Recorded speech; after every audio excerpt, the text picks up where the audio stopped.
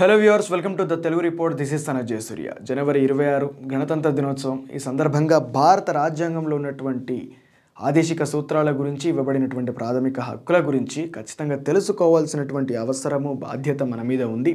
ఎందుకంటే ఇది కేవలం భారత రాజ్యాంగం అంటే పర్టికులర్ ఒక వర్గానికి సంబంధించింది మాత్రమే, కొన్ని వర్గాలకు సంబంధించింది మాత్రమే అన్నటువంటి కొన్ని అపోహలు ఉండడం వల్ల అసలు నిజానికి భారత రాజ్యాంగం ఏం చెప్పింది, మనకు ఎట్లాంటి హక్కులు, ఎట్లాంటి సూత్రాలు ఇవ్వబడ్డాయి అనేది విషయాలు ప్రతి ఒక్కరు తెలుసుకోగలిగితే అసలు ఆ ప్రశ్న అనేది, ఆ అపోహ అనేది ఉండదు. కానీ సహజంగా ఒక వర్గం మీద ఉన్నటువంటి విద్వేషం వలన, వివక్ష వలన మన దేశపు రాజ్యాంగం మీద మనమే ఈరోజు కోపాన్ని పెంచుకుంటే మాత్రం నష్టపోయేది మనమే. కాబట్టి తప్పకుండా ఆదేశిక సూత్రాల గురించి, హక్కుల గురించి మనం క్లుప్తంగా తెలుసుకునే ప్రయత్నం చేద్దాం. ముందుగా ఆదేశిక సూత్రాలు భారత రాజ్యాంగంలో ఉన్నటువంటి వాటిని గమనించితే, రాజ్యం తన పౌరులందరికీ జీవనోపాధిని, స్త్రీ పురుషులందరికీ సమాన ఉద్యోగాలు, పనులు, సమాన జీతాలు అనే సూత్రంపై కలిగిస్తుంది. ధనాన్ని, ఆస్తులను ఒకే చోట కేంద్రీకృతం కాకుండా ప్రజలందరిలో విభజన జరిగేలా ప్రభుత్వం చూస్తుంది. దీనివల్ల ఉద్యోగ అవకాశాలు మెరుగవుతాయి. ప్రజలను, పిల్లలను కాపాడవలసిన బాధ్యత కూడా రాజ్యానిదే అని చెప్పి ఇక్కడ ఆదేశిక సూత్రాల్లో ఉన్నారు. ఇక్కడ ఒక కులాన్ని కానీ, ఒక మతాన్ని కానీ, ఒక వర్గాన్ని కానీ పర్టిక్యులర్గా మెన్షన్ చేయకుండా ఈ దేశంలో ఉన్నటువంటి సంపద విభజన ప్రతి ఒక్కరి మధ్య జరగాలి అని చెప్పి చాలా స్పష్టంగా భారత రాజ్యాంగంలో రాయడం జరిగింది. Irrespective of cost and religion, ప్రతి ఒక్కరికి కూడా ఈ దేశంలో ఉన్నటువంటి సంపద సమానంగా పంచబడాలి, ఒక చోట కేంద్రీకృతం కాకూడదు. ఉద్యోగాలు కావచ్చు, అదేవిధంగా మిగతా అవకాశాలన్నీ కూడా సమానంగా దక్కాలి అని చెప్పి భారత రాజ్యాంగంలో చాలా స్పష్టంగా రాశారు ఆదేశిక సూత్రాల లోపల. కానీ కాంగ్రెస్ గవర్నమెంట్ అధికారంలోకి వచ్చిన తర్వాత, టాటా బిర్లాల దగ్గర, బీజేపీ గవర్నమెంట్ అధికారంలోకి వచ్చిన తర్వాత అదానీ అంబానీల దగ్గర ఈరోజు పూర్తి సంపద కేంద్రీకృతం అవుతూ ఉన్నది. వాళ్ళు డైరెక్ట్ మొత్తం ప్రపంచ కుబేరులుగా అవ్వడానికి వాళ్ళ ప్రయత్నాలు వాళ్ళు కొనసాగిస్తూ ఉన్నారు. అది ప్రజలు గమనించాలి. రాజ్యం పౌరులకు ఉచిత విద్య, వైద్య సదుపాయాలు కల్పించవలన, న్యాయాన్ని కూడా ఉచితంగా అందజేయవలసిన బాధ్యత రాజ్యానిది. పౌరుని దగ్గర డబ్బు లేదని అతనికి న్యాయం అందకుండా పోవడం రాజ్య బాధ్యతారాహిత్యానికి నిదర్శనం అని చెప్పి ఇక్కడ చాలా స్పష్టంగా రాశారు. కానీ ఈరోజు డబ్బున్న వాళ్ళకి, డబ్బు లేని వాళ్లకు న్యాయం ఏ విధమైనటువంటి స్థాయిలో అందుతుందో అనేకమైనటువంటి ఎగ్జాంపుల్స్ మనం చూడొచ్చు. మొన్న రీసెంట్గా అల్లు అర్జున్ విషయం కావచ్చు, అనేక మంది విషయాలు కావచ్చు. ఆ విధంగానే ఉన్నవాడికి ఒక రకంగా న్యాయం, లేనివాడికి ఒక రకంగా న్యాయం మనం చూసాం. అంతేకాకుండా ఆయేషా మీరా హత్య కేసు లోపల సత్యంబాబుకు 7 సంవత్సరాలు జైలు శిక్ష పడడం, తన జీవితాన్ని కోల్పోవడం అనేది కూడా మనం చూసాం. కాబట్టి చెప్పుకుంటూ పోతే చాలా కేసులు, చాలా సందర్భాల లోపల ఉన్న వాళ్ళకు, లేని వాళ్ళకు ఏ విధమైనటువంటి న్యాయం జరిగింది అనేది మాత్రం మనం చాలా స్పష్టంగా చూస్తాం. మన చుట్టుపక్కల కూడా చూస్తూ ఉంటాం.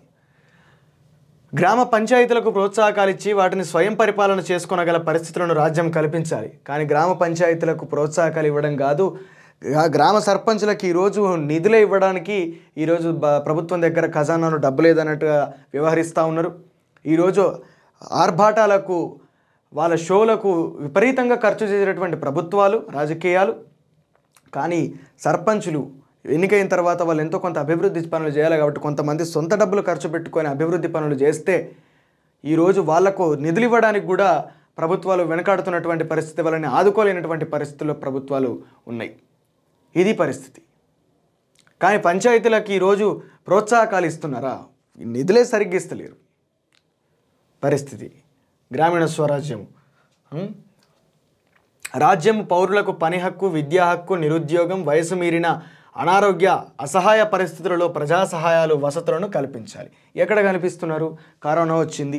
కరోనా సందర్భం లోపట ఎంతోమంది ఇక్కడి నుంచి వలస కార్మికులు పాపం వాళ్ళ ప్రాంతాలకు చేరుకోవడానికి ప్రైవేటు వ్యక్తుల సహాయం తీసుకున్నారు. గవర్నమెంట్లు కనీసం బస్సులు ఏర్పాటు చేసినాయా? వాళ్ళని తరలించే ప్రయత్నం చేసినాయా? ఇన్ని ఫండ్స్ PM సహాయ నిధికి కొన్ని 3,000 కోట్లు ప్రారంభంలోనే వచ్చినాయి. ఏం చేసిరు? వాటిని ఎక్కడైనా ఖర్చు పెట్టిర్రా? వైద్య సహాయాలు ఖర్చు పెట్టిర్రా? ప్రైవేట్ ఆసుపత్రులు పూర్తిగా దోచుకుంటా అంటే వాళ్ళని కట్టడి చేయటం లోపల రాష్ట్ర, కేంద్ర ప్రభుత్వాలు రెండు కూడా వైఫల్యానికి గురైపోయినాయి. వైఫల్యమైపోయినాయి. నేను ఎందుకు ఇక్కడ వీటిని చెప్పుకుంటూ వైఫల్యాలు ఎందుకు చెప్తున్నానంటే, 60 సంవత్సరాల క్రితము ప్రజలకు ఏ విధంగా న్యాయం జరగాలని చెప్పి ఈరోజు ఆ ఆదేశిక సూత్రాల్లో రాశారో ఏ ప్రభుత్వం కూడా ఇప్పటి వరకు వీటి ప్రకారంగా నడుచుకోలేదు అని చెప్పడానికి మాత్రమే ఈరోజు ఈ విషయాలు చెప్తా ఉన్నాను. మానవ పరిశ్రమ స్థితిగతులను తెలుసుకొని గర్భవతులకు తగు సదుపాయాలు కల్పించాలి.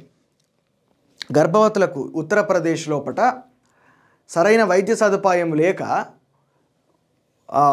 ఆమె పురుడు ఎక్కడ బయటనే ఆసుపత్రి బయటనే ఆమెకు పురుడైపోవడం, లేకపోతే ఆ పాపం తీసుకొచ్చినటువంటి భర్త ఆమె ఇంకొక లేడీ ఇంకొక ఉమెన్ ఆమెను తీసుకొచ్చినటువంటి భర్తకు ఆసుపత్రిలో పడుకోవడానికి అవకాశం లేకపోతే గవర్నమెంట్ హాస్పిటలే ఆయన చలికి బయట పడుకుంటే 2 రోజులకు శవం అయిపోయింది, చచ్చిపోయిండు. వాళ్ళని తీసుకొద్దామంటే అంబులెన్స్ సౌకర్యాలు కూడా లేనటువంటి పరిస్థితి కొన్ని గ్రామీణ ప్రాంతాల లోపల, ఉత్తరప్రదేశ్ లాంటి ఇంకా దారుణమైనటువంటి రాష్ట్రాల లోపల. సైకిళ్ళ మీద బండ్ల మీద ఎన్ని చూడలేదు మనం. ఒక ఆయన భార్యను, గర్భవతిగా ఉన్నటువంటి భార్యను ఇట్లా 2 చేతులల్లో పట్టుకొని జిల్లా ప్రభుత్వ ఆసుపత్రికి తీసుకొచ్చిండు ఒక సందర్భంలో. కార్మికులకు సరైన వేతనాలు, కనీస వేతనాలు వారికి పనులకు అనుసారంగా స్థిరీకరించి అమలుపరచాలి. వీరికి సరైన పనివేళలు, సాంస్కృతిక కార్యక్రమాల సౌకర్యాలు కల్పించవలను. లఘు పరిశ్రమలు, కుటీర పరిశ్రమల అభివృద్ధి పొందేలా చూసుకోవాలి. కార్మికులకు సరైనటువంటి వేతనాలు అనే విషయం లోపట మన రాష్ట్ర ప్రభుత్వం చూసుకుంటే అంగన్వాడీ కార్యకర్తలు కావచ్చు, ఆశా కార్యకర్తలు కావచ్చు, వీళ్ళు విపరీతమైనటువంటి కష్టం చేస్తారు. వీళ్లకు ఎలక్షన్స్ అప్పుడు స్పెషల్ డ్యూటీ వేస్తారు. వీళ్ళకు మిగతా అన్ని కార్యక్రమాల పుట్ట అంటే ప్రభుత్వానికి సంబంధించినటువంటి సర్వేలు చేసే విషయంలో కావచ్చు, లేకపోతే ఇంకేదైనా అంటే ప్రభుత్వానికి ప్రజలకు సంబంధించి ప్రచారానికి సంబంధించినటువంటి విషయాల పుట్ట కావచ్చు, వీళ్ళని పూర్తిగా ప్రభుత్వ కార్యక్రమాలకు వినియోగించుకొని వీళ్ళ శ్రమను దోపిడీ చేసి కనీసమైనటువంటి వేతనాలు కూడా వీళ్ళకి ఇవ్వరు, టైంకి ఇవ్వరు. మళ్ళీ వాళ్ళు ఎవరన్నా రివర్స్ లోపల ప్రశ్నించడానికి వస్తే వాళ్ళ మీద లాఠీ చార్జీలు. మనం అసెంబ్లీ కాడ సెక్రటేరియట్ కాడ ఏం జరిగిందో, ఎట్లా వాళ్ళ మీద దాడి చేసిరు అనేది మనం చూసినాం. కానీ వాళ్ళను ప్రభుత్వ కార్యక్రమాలకు వాడుకోవడం అనేది ఎంత దారుణమైనటువంటి స్థాయిలో ఉంటుందో నేను ప్రత్యక్షంగా మా ఊర్లోనే ఎన్నోసార్లు చూసిన. నేను అట్లా కార్మికులకు జీతాలు, తర్వాత కరెక్ట్ సరైనటువంటి వేతనం, పనికి తగ్గ వేతనం లేదు, సమయానికి వేతనం లేదు, శ్రమ దోపిడీ ఎక్కువగా ఉన్నది. అంతేకాకుండా వాళ్ళ ఉద్యోగాలకు కానీ ఆ పర్మనెంట్ ఉండేటటువంటి పరిస్థితి కూడా లేదు. ఇది ఇక లఘు పరిశ్రమలు, కుటీర పరిశ్రమలు అనే మాట ఇప్పుడు మనం మాట్లాడుకోగనే పరిస్థితి కూడా లేదు. ఎందుకంటే పరిశ్రమలు పెట్టుకునే పరిస్థితి ఈరోజు అంటే ఆ వ్యవస్థను పూర్తిగా రెడీమేడ్ విధానం అనేది తుడిచిపెట్టేసింది. కాబట్టి దాని గురించి మనం ఆలోచించాల్సినటువంటి అవసరం లేదు. పారిశ్రామికవేత్తలు పరిశ్రమలను దత్తత తీసుకునేలా చేసి పారిశ్రామిక వాడలను అభివృద్ధి పరచాలి. చాలా సందర్భాల నుంచి తెలంగాణ ప్రాంతమే తీసుకుందాం. ఈరోజు ప్రకృతిని విధ్వంసం చేసేటటువంటి పరిశ్రమలను మాత్రమే వీళ్ళు తీసుకొస్తూ ఉన్నారు. పరిశ్రమలు అంటే కేవలం 1000 కోట్ల 100 కోట్ల పెట్టుబడితోటి ఉండేటివి మాత్రమే కాదు. Senior journalist Pasham Yadagiri sir గారు చాలా సందర్భాల లోపల మొత్తుకుంటారు. ఈ తెలంగాణ లోపల మలిదశ తెలంగాణ ఉద్యమం ఏర్పడ్డది. ఇక్కడ కార్మికులకు నిరుద్యోగాన్ని పరిచయం చేసినప్పుడే చంద్రబాబు ఇక్కడ మొత్తం ఉన్నటువంటి పరిశ్రమలన్నింటినీ కూడా బంద్ చేసిండు. ఆల్విను, ఐడిపిఎలు, Praga Tools, Nizam Sugars, Azamjahi Mill, Sirpur కాజ్నరు, నేతస్ మిల్లు, చార్మినార్ సిగరెట్ ఫ్యాక్టరీ, ఇంత పెద్ద వ్యవస్థ, ఇంత పెద్ద పరిశ్రమలన్నింటినీ కూడా మూసివేసి కార్మికుల పొట్టలు కొట్టిండు. కాబట్టి ఇక్కడ దారుణమైనటువంటి పరిస్థితి. ఇవన్నీ పారిశ్రామిక వాడలే, వాటన్నిటిని కూడా అభివృద్ధి చేయొచ్చు. కానీ ఆదేశిక సూత్రాల లోపల ఉన్నప్పటికీ కూడా అన్నం పెట్టేటువంటి ఇట్లాంటి పరిశ్రమలను పూర్తిగా రద్దు చేసి ప్రకృతిని, ఆరోగ్యాన్ని నాశనం చేసేటటువంటి పరిశ్రమలను మాత్రం ఈరోజు మెరుగుపరుస్తూ ఉన్నారు. వాటి మీద ఇన్వెస్ట్ చేసి మరి కోట్ల రూపాయలను ఈరోజు ఆర్జిస్తూ ఉన్నారు. ప్రభుత్వాలు వాటికి సహాయం చేస్తున్నాయి. దానికి ప్రత్యక్ష నిదర్శనమే నేషనల్ మినరల్ డెవలప్మెంట్ కార్పొరేషన్ అనేటటువంటి ఒక దుర్మార్గమైనటువంటి సంస్థ ఈ దేశం లోపల మైనింగ్ జోన్లుగా కొన్ని ప్రాంతాలను ఏర్పాటు చేసి వాటి లోపల మేము తప్పకుండా మైనింగ్ చేస్తామని చెప్పి ఈరోజు ఎక్కడ పడితే అక్కడ మైనింగ్ చేసి ప్రకృతిని నాశనం చేస్తున్నారు కదా. అదే అని చెప్పి మరి కొన్ని సర్వేలు, అదేవిధంగా కొంతమంది ఉద్యమకారులు అంటూ ఉన్నారు. పౌరులకు సమాన పౌర చట్టాలు తయారు చేసి వాటిని అమలు పరిచేలా చేయాలి.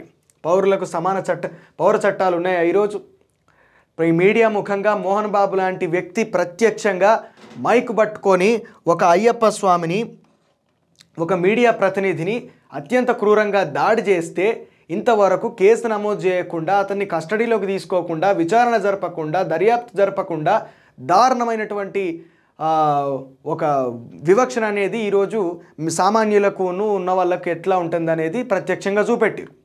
కానీ ఈరోజు అనేక మంది ఉద్యమకారులను అక్రమంగా అరెస్ట్ చేసి అనవసరంగా జైల్లో పెట్టి సంవత్సరాలు విపరీతంగా చిత్రహింసలు పెట్టే పరిస్థితుల్లోకి తీసుకెళ్ళినటువంటి వ్యవస్థ ఈరోజు భారతదేశం లోపల ఉన్నది. అది కాంగ్రెస్ చేసింది, బీజేపీ చేసింది, రెండు చేసినాయి. ఇక్కడ ఇది ఆదేశిక సూత్రాలకు ఎంత వ్యతిరేకము, ఎంత దారుణమైనటువంటి వ్యతిరేకము. సమాన పౌర చట్టం లేదు కదా, అమలు జరుగుతలేదు కదా, ఇది రాజ్యాంగ విరుద్ధం కదా అట్లా చేయడం. 14 సంవత్సరాల వయసులోపు బాలబాలికలకు ఉచిత తప్పనిసరి విద్యను అందజేయాలి. ఈ ఆదేశిక 2002 భారత రాజ్యాంగ 86వ సవరణ ద్వారా పొందుపరిచారు. 14 సంవత్సరాలలోపు వయస్సులోపు బాలబాలికలకు ఉచిత విద్యను, నిర్బంధ విద్యను పెట్టాలి. తప్పనిసరి విద్యను ఖచ్చితంగా, అంటే ఆడవాళ్ళు ఉమెన్ ఎంపవర్మెంట్ అనేది జరగాలి, స్త్రీ సాధికారత సాధించాలన్నటువంటి ఉద్దేశం లోపల మరి ఆదేశిక సూత్రం రాస్తే 14 సంవత్సరాల లోపు ఈరోజు చదువు అయిపోయిందా, చదివిపిస్తున్నారు. 14 కాదు, డిగ్రీ వరకు మంచిగా చదివిపిస్తున్నారు. బీటెక్లు, ఎంటెక్లు అన్నీ చేస్తున్నారు. చేసిన తర్వాత వెంటనే పెళ్లి చేసేస్తున్నారు 22-23 సంవత్సరాలకే. చదువు ఆపించేసి మరీ, లేకపోతే చదువు పూర్తయింది కదా అని చెప్పి ఏదో నీ తృప్తి కోసం చదువుకో, కానీ నీ సాధికారత కోసం చదువుకోకున్నటువంటి ఆలోచన ఇంకా ఓట్లే. షెడ్యూల్ కులాలు, షెడ్యూల్ తెగల వెనకబడిన తరగతుల వారి విద్య, ఆర్థికాభివృద్ధి, సామాజికాభివృద్ధి కొరకు రాజ్యం పాటుపడవలను. రాజ్యం ఎట్లా పాటుపడుతుంది? ఉద్యమకారులు పాటుపడితే ఎన్నో సంస్కరణలు జరిగినాయి, కానీ రాజ్యం ఏనాడు పాటుపడలేదు. ఈరోజు ఎంఆర్పిఎస్ అనేటటువంటి ఉద్యమం 30 సంవత్సరాల నుంచి కొంతమంది వాళ్ళ చేతుల్లోకి తీసుకొని ఉద్యమాన్ని నడిపిస్తే ఈరోజు ప్రభుత్వం ఈరోజు న్యాయస్థానం న్యాయం చేస్తూ ఉన్నది. ప్రభుత్వం కేవలం నివేదిక ఇస్తూ ఉన్నది. బీసీ కులగణన జరగానని 60-70 సంవత్సరాల నుంచి దాని యొక్క వాదం ఉన్నది. అప్పటి నుంచి ఇప్పటి వరకు అడుగుతూనే ఉన్నారు, కానీ ఇంతవరకు బీసీ కులగణన జరగలే. ఎన్ని ప్రభుత్వాలను అడిగినరు, ఎంతమంది అడిగినరు, ఎంతమంది నివేదికలు ఇచ్చిండ్రు? ఇదేనా సామాజిక ఆర్థికాభివృద్ధి లోపల రాజ్యం యొక్క భాగస్వామ్యం? ప్రశ్నకు జవాబు. పౌరుల ఆహార, పౌష్టికాహార, ఆరోగ్య విషయాల పట్ల శ్రద్ధ వహించి తగు చర్యలు గైకొని సామాజిక అభివృద్ధి గావింపవలను. మద్యపానము, ఇతర వ్యసనాలను సమాజం నుండి దూరం ఉంచవలను. అసలు లిక్కర్ పాలసీ అనేది భారతదేశం లోపల తాండవిస్తుంది. IMFL, Indian made foreign liquor, ఈరోజు ఇక్కడ పరిశ్రమలను ఏర్పాటు చేసుకొని ఈరోజు ఇక్కడ ఎక్స్పోర్ట్స్ అండ్ ఇంపోర్ట్స్ తోటి కొన్ని రాష్ట్రాల యొక్క ఆర్థిక విషయాలు అనేటివి పూర్తిగా ఖజానా అనేది ఆధారపడ్డదే, స్టేట్ ఇన్కమ్ అనేది పూర్తిగా లిక్కర్ పాలసీ మీద. అట్లాంటి పరిస్థితి ఉన్నది ఇక్కడ. కానీ ఆదేశిక సూత్రానికి దానికి ఎంత వ్యతిరేకం? మద్యపానం నుంచి దూరం ఉంచవాలని చెప్పి చాలా స్పష్టంగా ఆదేశిక సూత్రాల్లో ఉంటే, రాష్ట్ర ప్రభుత్వాలు, కేంద్ర ప్రభుత్వాలు అన్నీ కూడా లిక్కర్ పాలసీస్ని ఈరోజు పూర్తిగా ఎంకరేజ్మెంట్ చేసి అసలు దేశం యొక్క ఆర్థిక పురోగతి, రాష్ట్రం యొక్క ఆర్థిక పురోగతి మొత్తం లిక్కర్ మీదనే ఆధారపడి ఉన్నది అన్నట్టుగా ఈరోజు పరిస్థితిని తీసుకొచ్చారు. పౌష్టికాహార లోపంతో చచ్చిపోయే వాళ్ళ సంఖ్య భారతదేశంలో కొన్ని లక్షలు. వ్యవసాయం, పశుగణాభివృద్ధి, వైద్యము సమాజంలో చక్కటి ఫలితాలనిచ్చేటట్లు చూడవలను. రైతులు ఇంతవరకు మినిమం మార్కెట్ ప్రైస్ వాళ్ళు అడుగుతుంటే ఇంతవరకు వాళ్ళకి అది ప్రొవైడ్ చేయకుండా దాట వేసుకుంటూ, అడిగితే ప్రశ్నిస్తే, ధర్నాలు, రాస్తారోకలు చేస్తే లాఠీలు పట్టుకొని కొట్టి గన్ షాట్ తోటి రైతులను హతమార్చినటువంటి ప్రభుత్వాలనే మనం చూస్తున్నాం కదా. వ్యవసాయ అభివృద్ధి కోసం కూడా వ్యవసాయం రైతుల పట్ల మంచి అభివృద్ధి పదం వైపు నడిపించే విధంగా ఉండాలని చెప్పి ఆదేశిక సూత్రాలు చెప్తే కూడా మరి ప్రభుత్వాలు పాటించినాయా? వాతావరణాన్ని, అడవులను, సామాజిక అడవులను అభివృద్ధి పరిచి వన్యజీవుల పరిరక్షణ భారాన్ని వహించవలను. ఉన్న అడవులను తీసేస్తా అంటే ఉన్న వన్యజీవులు కొన్ని మొత్తం ఈకోసిస్టమ్ దెబ్బతింటుంది. కొద్ది రోజుల లోపట 2000 రిపోర్ట్ ఏం చెప్తుందంటే ఇక్కడ అడవులను నరికివేయడం వల్ల ఈకోసిస్టమ్ దెబ్బతినడం వల్ల అంటార్కిటికాలో ఉన్నటువంటి ఉష్ణోగ్రతలు పెరిగి అంటార్కిటికాలో ఉన్నటువంటి మంచు ప్రాంతం అంతా కరిగిపోయి సీ లెవెల్ పెరిగి 2050 నాటికి కేరళ తమిళనాడు లోపల కొన్ని ప్రాంతాలు కనబడకుండా భూభాగం మునిగిపోయేటటువంటి అవకాశం ఉందని చెప్తా ఉన్నారు. ప్రాచీన నిర్మాణాలు, కట్టడాలు, చారిత్రక ప్రాముఖ్యత గల అన్ని కట్టడాలు, కళా వారసత్వ విషయాలను కాపాడవలను. సేవారంగంలో ఎగ్జిక్యూటివ్ను న్యాయ వ్యవస్థ నుండి వేరు చేయవలను. ఆఖరుగా ఆదేశిక సూత్రాలు అధికరణం 51 ప్రకారం అంతర్జాతీయ శాంతి, రక్షణ, న్యాయం, ఇతర దేశాలతో గౌరవప్రదమైన సంబంధ బాంధవ్యాల కొరకు రాజ్యం పడవలనని తాకీదిస్తుంది. అలాగే అంతర్జాతీయ సమస్యలను సామరస్యంగా పరిష్కరించవలనని సూచిస్తుంది. ఇది ఇన్ని ఘనము ప్రజలకు మంచి చేకూర్చేటటువంటి లక్షణాలు ఆదేశిక సూత్రాల లోపల ఉంటే మరి ప్రభుత్వాలు పాటించకుండా ఎంత అన్యాయం చేస్తున్నాయో వివరించే ప్రయత్నం ఇప్పుడు నేను చేసే ప్రయత్నం చేసిన. ఎందుకంటే రాజ్యాంగం లోపల ఇక్కడ ఏ పర్టికులర్ కాస్ట్ గురించి వాళ్ళెవ్వరు కూడా ఆదేశిక సూత్రాల లోపల పొందుపరచలేదు. భారతదేశంలో ఉన్నటువంటి ప్రజలందరికీ, ముఖ్యంగా స్త్రీకి ఎక్కువ న్యాయం జరగాలని చెప్పని అనుకున్నారు. వెనుకబడినటువంటి వర్గాలకు ఎక్కువ న్యాయం జరగాలని చెప్పని అనుకున్నారు. అందరికీ సమాన ఫలితాలు సమానంగా అందాలని చెప్పి భారత రాజ్యాంగంలో ఇంత స్పష్టంగా ఉంటే మరి ఎందుకు భారత రాజ్యాంగం మీద విష ప్రచారం చేస్తారు? దాన్ని అర్థం చేసుకోవాలి. ఏ సూత్రం కూడా ఈరోజు అమలు జరుగుతలేదు భారత రాజ్యాంగం లోపల. అన్నిటికీ తూట్లు పొడిచిర్రు, అన్నిటికీ వ్యతిరేకంగానే నడుస్తుంది. రాజ్యాంగానికి వ్యతిరేకంగా నడిచే రాజ్యం మనదే కావచ్చు. ఇక ఆ తర్వాత ఒకసారి హక్కుల గురించి మనం చూద్దాం.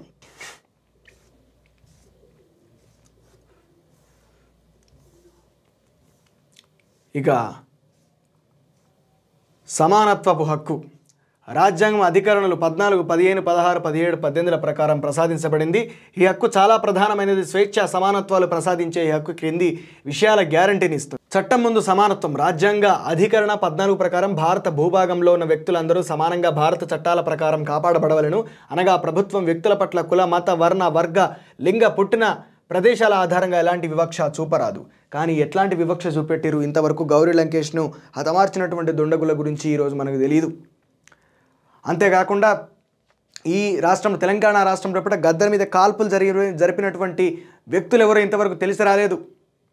బెల్లి లలితను హతమార్చినటువంటి వ్యక్తులు ఎవరో, దుండగులు ఎవరో ఇంతవరకు తెలిసి రాలేదు.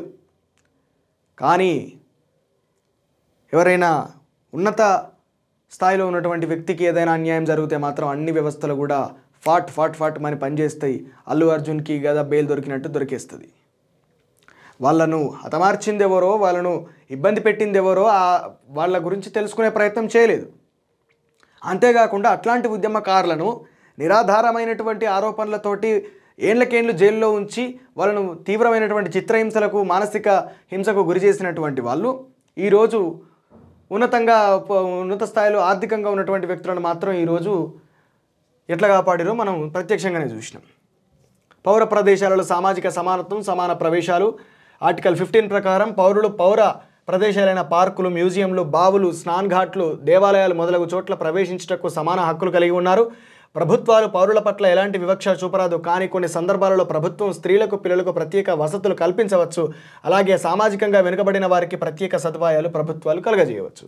కానీ పూరి జగన్నాథ ఆలయంలోకి అటు అంబేద్కర్ గారికి, ఇందిరాగాంధీ గారికి, తిరుపతిలో పట్ట జగన్మోహన్ రెడ్డికి ఎట్లాంటి దారుణమైనటువంటి పరిస్థితులు ఏర్పడాయో మనం చూసినాం.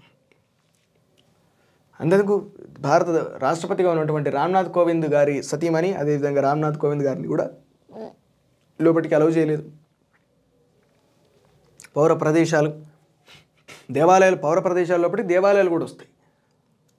అది ఏ మతానికి సంబంధించినటువంటి ఆలయమైనా కావచ్చు. పౌర ఉద్యోగాల విషయాలలో సమానత్వం. అధికరణ అంటే ఆర్టికల్ 16 ప్రకారం ఉద్యోగాలు పొందేందుకు ప్రభుత్వాలు పౌరులందరికీ సమాన అవకాశాలు, హక్కులు కల్పించవలను. ప్రభుత్వాలు పౌరులకు ఎలాంటి వివక్షలు చూపరాదు. 2003 పౌర బిల్లు ప్రకారం ఈ హక్కు ఇతర దేశాల పౌరసత్వాలు పొందిన భారతీయులకు వర్తించదు. అంతేకాకుండా అంటరానితనం నిషేధాలు. ఆర్టికల్ 17 ప్రకారం అంటరానితనాన్ని ఎవరైనా అవలంబిస్తూ ఉంటే చట్ట ప్రకారం శిక్షార్హులు. అంటరానితనం నేర చట్టం 1976లో పౌర హక్కుల పరిరక్షణ చట్టం పేరు మార్పు పొందింది. మరి దీని ప్రకారం మన కర్ణాటక లోపల దళితులు ప్రవేశించారని చెప్పి ఆలయాన్నే పూర్తిగా వెలేసినటువంటి పరిస్థితి. ఆలయాన్ని దేవుణ్ణే వెలేసిరు వాళ్ళు. ఎంత గొప్పలు చూడుర్రి.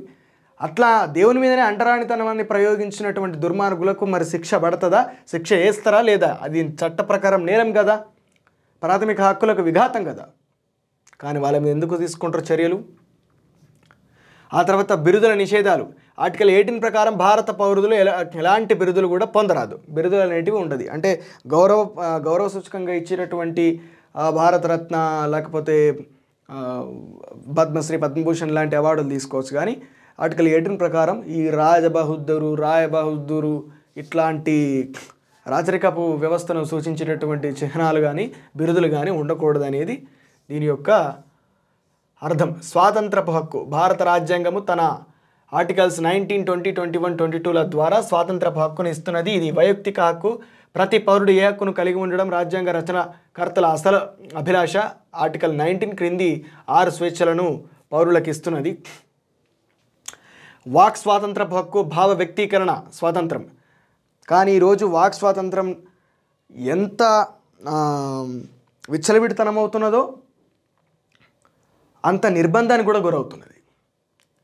ఈ దేశంలో భారత రాజ్యాంగం ప్రకారం ఇవ్వబడినటువంటి ఆదేశాలకు లోబడి మాట్లాడితే కూడా అక్రమంగా నిర్బంధాన్ని ప్రయోగించినటువంటి పరిస్థితులు ఈరోజు భారతదేశంలో ఉన్నాయి. భావ వ్యక్తీకరణ స్వేచ్ఛకు కానీ వాక్ స్వాతంత్రానికి కానీ ఇక్కడ ఆస్కారం మెల్లమెల్లగా తగ్గిపోతూ ఉన్నది. దానికి మొట్టమొదటి ఉదాహరణనే ఈ దేశంలో ఉన్నటువంటి మీడియా స్వాతంత్రం. ఏ స్థాయిలో 108వ 109వ ర్యాంకు మనది. ఇంత పెద్ద అతిపెద్ద ప్రజాస్వామ్య దేశం లోపల. సమావేశాలకు స్వేచ్ఛ. ఈ సమావేశాలు శాంతియుతంగా ఆయుధాలు కలిగి ఉండరాదు. దేశం ప్రజా శ్రేయస్సులను దృష్టిలో ఉంచుకొని ప్రభుత్వాలు వీటికి అనుమతులు నియంత్రించవచ్చు. మరి ఈరోజు ప్రజల కోసం ఆయుధాలు లేకుండా ఏదైనా ఒక ఉద్యమం కోసమో లేకపోతే ఒక ఉద్దేశం కోసమో ఏదైనా సమావేశం పెట్టుకుంటే మరి దాని మీద నిర్బంధాన్ని ప్రయోగించినటువంటి ప్రభుత్వం కొంతమంది ఆయుధాలు పట్టుకొని రోడ్ల మీద తిరుగుతూ బెదిరింపు వ్యాఖ్యలు చేస్తున్నప్పటికీ కూడా వాళ్ళను పట్టించుకునేటటువంటి పరిస్థితుల లోపల ప్రభుత్వాలు ఉన్నాయి. సంస్థలు, సొసైటీలు స్థాపించే హక్కు. దేశ ప్రజాశ్రేయస్సుల దృష్ట్యా ప్రభుత్వం వీటిని నియంత్రించవచ్చు లేదా నిషేధించవచ్చు. భారత పౌరుడు భారతదేశం అంతర్భాగంలో ఏ ప్రాంతంలోనైనా పర్యటించవచ్చు. కానీ కొన్నిసార్లు ప్రభుత్వం ప్రజాశ్రేయస్సు దృష్ట్యా అంటురోగం గల సమయాలలో వారిని అరికట్టే ప్రయత్నాలలో పౌరుల ప్రయాణాలను నిషేధించవచ్చు. ఎటువంటి అంటురోగాలు లేనటువంటి పరిస్థితుల లోపల ఈరోజు ఇక్కడ ఇవ్వబడినటువంటి స్వాతంత్రపు హక్కు ప్రకారము అబూజ్మర్డర్ లాంటి కొన్ని సెన్సిటివ్ ఏరియాస్లలో లోపల జరిగేటటువంటి ఈ మానవ హక్కుల హననము లేకపోతే మనుషుల హత్యాకాండ ఏదైతే ఉందో దాని గురించి నిజ నిర్ధారణ చేయడానికి వెళ్తున్నటువంటి పౌర హక్కుల నేతలను అడ్డుకోవడం అనేది భారత రాజ్యాంగానికి పూర్తిగా వ్యతిరేకం. అదే అని చాలా స్పష్టంగా ఉన్నది కాబట్టి అంటున్నాం.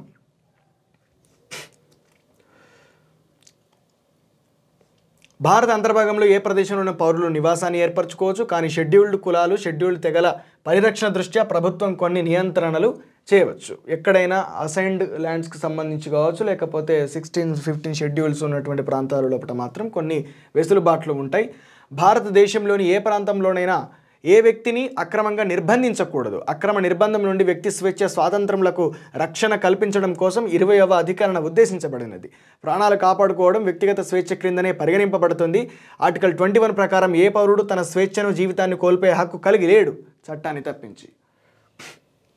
ఇక్కడ అక్రమ నిర్బంధము ఈ దేశము లోపల అధిక శాతం ఉండేటటువంటి ఒక రాజ్యాంగం ప్రయోగించే దుర్మార్గం ఏదైనా ఉంది అంటే అది అక్రమ నిర్బంధమే. నిరాధారమైనటువంటి ఆరోపణలు చేయడం, కస్టడీ పేరు మీద సంవత్సరాలు జైల్లో నిర్బంధించడము. ఆ తరువాత ఈ దేశంలో వ్యక్తి తన ప్రాణాలు కాపాడుకునే స్వేచ్ఛ ఉన్నది, జీవించే హక్కు ఉన్నది. కానీ ఒకవేళ ఒక వ్యక్తి నిజంగా తప్పు చేస్తే అతని న్యాయస్థానం ముందు నిర్బంధ నివారణ చట్టం ప్రకారము ఒక వ్యక్తిని కారణం లేకుండా నిర్బంధంలోకి తీసుకురాదు. నిర్బంధంలోకి ఒకవేళ తీసుకుంటే 24 గంటలలోపు సమీప న్యాయమూర్తి ముందు హాజరుపరచాలి. ఎంతమందిని ఎవరినన్నా హాజరుపరిచిర్రా? ఈరోజు ఒక చోటని కాదు, అన్ని ప్రాంతాల లోపల ఎక్కడైనా ఒక ఆర్టికల్ రాసినా, ఒక మాట మాట్లాడినా, స్వేచ్ఛను అనుసరించి ప్రవర్తించిన భావ స్వేచ్ఛను, వాక్ స్వాతంత్ర స్వేచ్ఛను వాడుకున్నా కానీ ఈరోజు దాడులు చేస్తూ వాళ్ళను విపరీతంగా వెంటాడి వేధించి వాళ్ళ మీద కేసులు పెట్టి, దేశద్రోహం కేసులు పెట్టి సంవత్సరాలు జైల్లో వేసి ఈరోజు పూర్తిగా స్వేచ్ఛను హరించే ప్రయత్నం చేస్తున్నటువంటి రాజ్యం ఒక్కసారి నువ్వన్నా ఇది చదవాలి. అంటే ఇక్కడ ఊపా చట్టం కావచ్చు, టాడా చట్టం కావచ్చు, వీళ్ళు ప్రయోగిస్తున్నటువంటి ఖగార్ కావచ్చు, అంతకుముందు కాంగ్రెస్ గవర్నమెంట్ ప్రయోగించినటువంటి సాల్వాజోడం కావచ్చు, ఇవన్నీ కూడా ఈ ప్రయోగాలన్నీ కూడా, రాజ్యం ప్రయోగించినటువంటి ప్రయోగాలన్నీ కూడా రాజ్యాంగ వ్యతిరేకం. రాజ్యాంగం ప్రకారం ఏంటిది? ప్రజలకు సంపద, హక్కులు, అవకాశాలు సమానంగా విభజన జరగాలి. కానీ అవి కావాలి అని చెప్పి ప్రజల తరపున కొంతమంది ఉద్యమకారులు అడుగుతేనేమో వాళ్ళ మీద నిర్బంధాలు, హత్యలు, ప్రజల్ని కంట్రోల్ చేయడము, కార్పొరేట్ వ్యక్తులకు దేశాన్ని చేతుల్లో పెట్టడానికి ఈరోజు వీళ్ళన్నీ ఈ వ్యవస్థ అంతా వాడుకుంటా రాజ్యాంగానికి వ్యతిరేకంగా పనిచేసేది ఈరోజు రాజ్యం. ఇప్పుడు చెప్పండి, రాజ్యాంగం ప్రకారము ప్రజలందరికీ న్యాయం జరగాలని చెప్పి రాజ్యాంగం చెప్తుంటే, లేదు కొందరికీ న్యాయం జరగాలి, కొందరు మాత్రమే ఎక్కి తొక్కాలి మిగతా ప్రజలను అని చెప్పి ప్రవర్తించేటటువంటి రాజ్యమా, రాజ్యాంగమా? ఒకసారి మీరే ఆలోచించుకోండి.